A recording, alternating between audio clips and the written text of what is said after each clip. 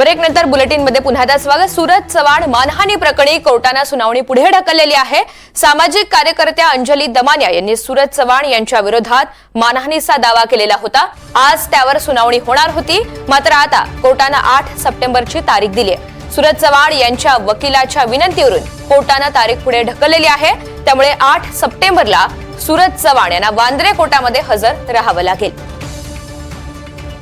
सूरज चव्हाण मानहानी प्रकरणी कोर्टाने आता सुनावणी पुढे ढकललेली आहे। सामाजिक कार्यकर्त्या अंजली दमानिया यांनी सूरज चव्हाण यांच्या विरोधात मानहानीचा दावा केला होता।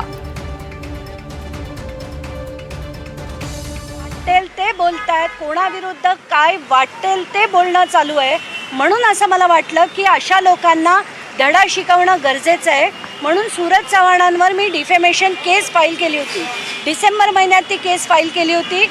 त्याचं हिअरिंग 2 हिअरिंग झाले होते, जानेवारी आणि मे मध्ये त्यांना नोटीस सर्व करण्यात आली होती आणि ती नोटीस पोलिसांद्वारे आम्ही जेव्हा आता राष्ट्रवादीच्या कार्यालयात दिली तेव्हा राष्ट्रवादीच्या कार्यालयाने ती स्वीकारली नाही।